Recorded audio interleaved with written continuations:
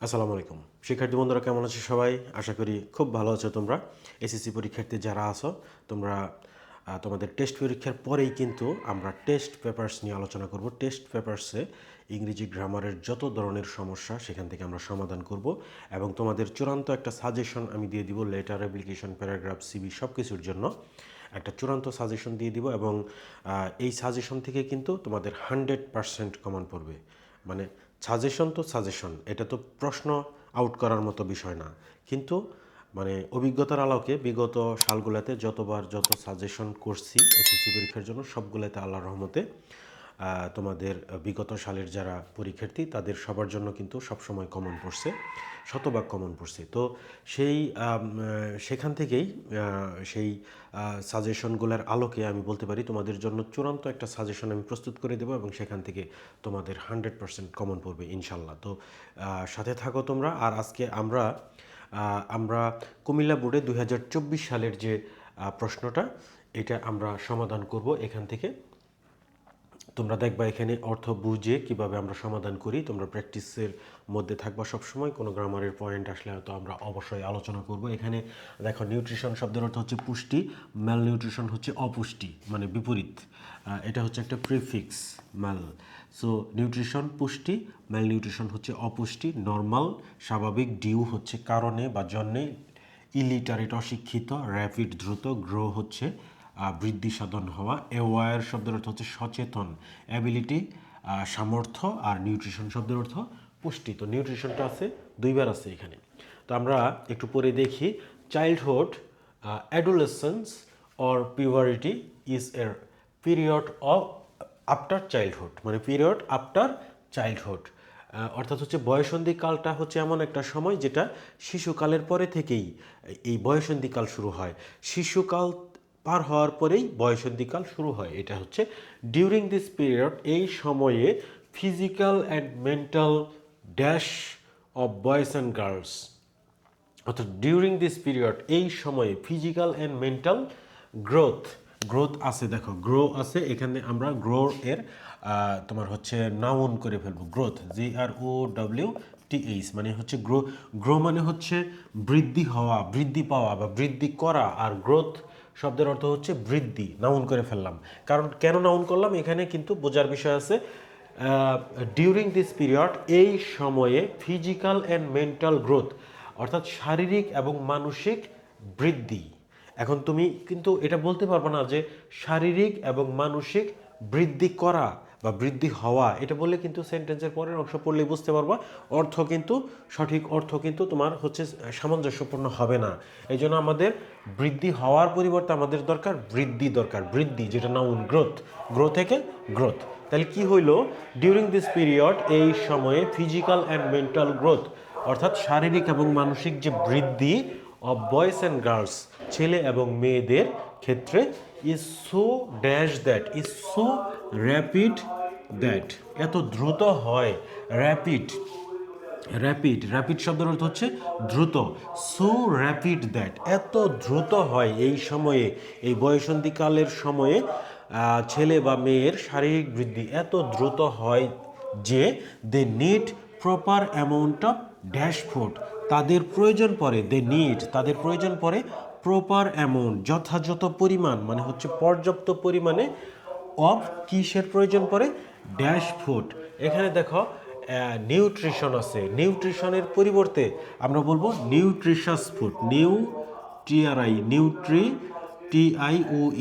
Nutritious food.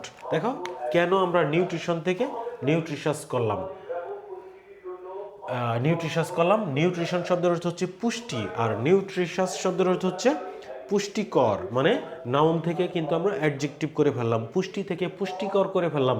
পুষ্টি খাবার হয় না, পুষ্টিকর খাবার। এই জন্য নিউট্রিশন ফুড পুষ্টি খাবার হয় না, নিউট্রিশাস ফুড পুষ্টিকর খাবার। তাদের কি প্রয়োজন? They need proper amount of nutritious food, মানে পুষ্টিকর খাবার, সঠিক পরিমাণে পুষ্টিকর খাবার তাদের প্রয়োজন। But many boys and girls, কিন্তু অনেক ছেলে এবং মেয়ে, আর not dash of this fact, are not aware, AWARE, are not aware of this fact, এই বিষয় সম্পর্কে অনেক ছেলে এবং মেয়ে তারা সচেতন নয়। এওয়ার এখানে আছে। এখন এওয়ার পরে সবসময় কিন্তু অফ প্রিপোজিশনটা হয়, এটা মুখস্থ তোমরা রাখবা, এওয়ার অফ, সচেতন থাকা।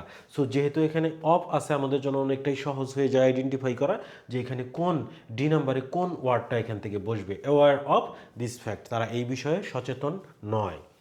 সো তাই অফেন দে সাফার, তাই অফেন মাঝে মাঝেই দে সাফার, তারা কষ্ট ভোগ করে বা তোমার হচ্ছে কোনো কিছুর শিকার হয়, মানে খারাপ পরিস্থিতির শিকার হয়।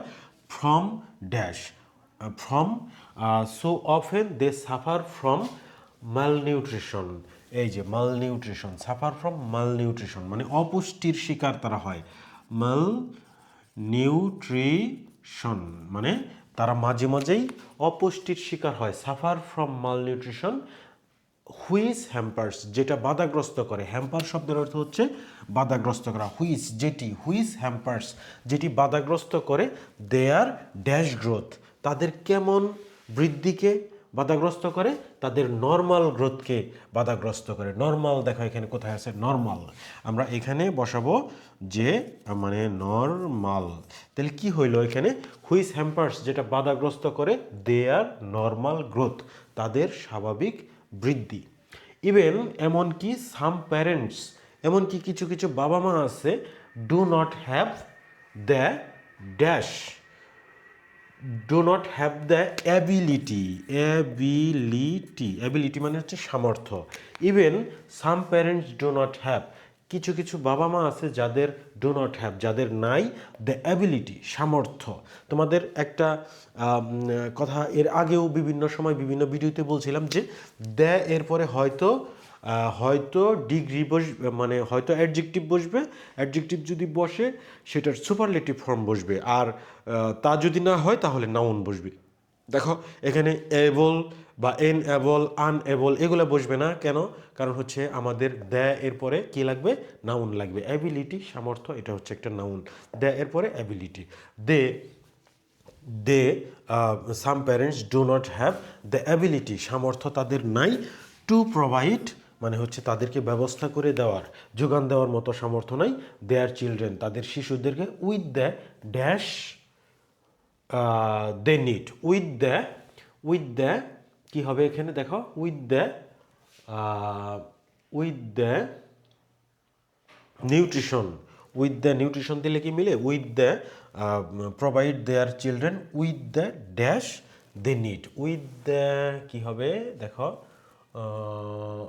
উইথ দ্য নিউট্রিশনই হবে, তাছাড়া আর কিছু তেমন কিছু খুঁজে পাওয়া যাচ্ছে না এখানে।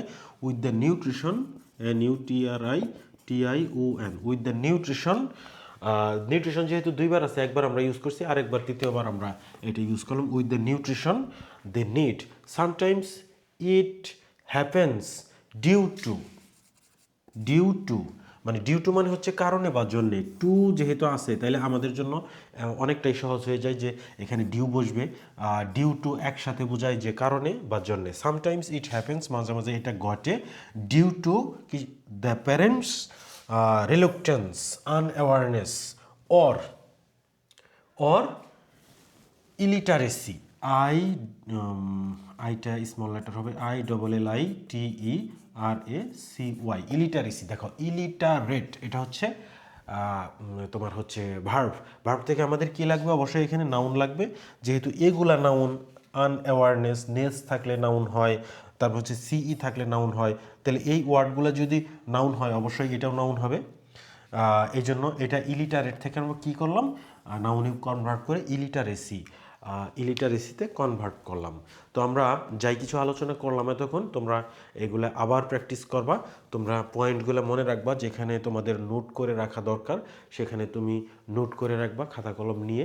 ভিডিওটা প্রয়োজনে পজ দিয়ে তুমি তোমার সাধ্যমতো বুঝে সেখানে তুমি হচ্ছে পজ দিয়ে তুমি একটু তোমার হচ্ছে মানে যেভাবে তোমার মনে থাকে আর কি, যেভাবে তোমার কাজে লাগে সেভাবে তুমি প্র্যাকটিস করো। আর এইটাই যে পরীক্ষায় আসবে এমন কিন্তু না, কিন্তু এরকম আরও 10টা প্র্যাকটিস যখনই করবা তখন তোমার একটা এক্সপিরিয়েন্স গেদার হবে, সেখান থেকে তোমার একটা আইডিয়া চলে আসবে, একটা আনকমন প্রশ্নও কিন্তু তোমার এরকম তুমি তখন সমাধান করতে পারবা। এই জন্য সবচেয়ে জরুরি হচ্ছে প্র্যাকটিস। এই জন্য আমি তোমাদের সবসময় প্র্যাকটিস করতে বলি, তোমরা প্রচুর প্র্যাকটিস করো, তাহলে প্র্যাকটিসের মাধ্যমেই তোমরা দেখবা তোমরা যথাযথ তোমাদের কাঙ্ক্ষিত লক্ষ্যে তোমরা কিন্তু পৌঁছাইতে পারবা। আর টেস্ট পরীক্ষার সামনে প্রচুর প্র্যাকটিস হবে, এবং টেস্ট পরীক্ষার যে বিভিন্ন নামি দামি স্বনামধন্য স্কুল কলেজের যে টেস্ট পরীক্ষার যে এসে যাওয়া প্রশ্ন, সেগুলো থেকে কিন্তু কমন পড়ে যায় অনেক সময়, মানে ম্যাক্সিমাম টাইমে সেগুলো থেকে কমন পড়ে যায়। সেইটা আমরা সেগুলো আমরা তো নন স্টপ আমরা সেগুলো প্র্যাকটিস করতেই থাকবো, আর সেখান থেকে কমনও পড়বে। কমন যে একটা দুইটা যদি কমন নাও পড়ে, তাহলেও ওই যে তোমার যে একটা অভিজ্ঞতা হচ্ছে সেখান থেকে কাজে লাগবে। সব কিছু মিলে তুমি একটা শতভাগ ইংরেজিতে তোমার হচ্ছে A+ পাওয়ার মতো নিশ্চয়তা নিয়ে পরীক্ষার হলে তোমরা যেতে পারবা, যদি আমার সাথে তোমরা রেগুলার প্র্যাকটিস করতে থাকো। আল্লাহ হাফেজ, আসসালামু আলাইকুম।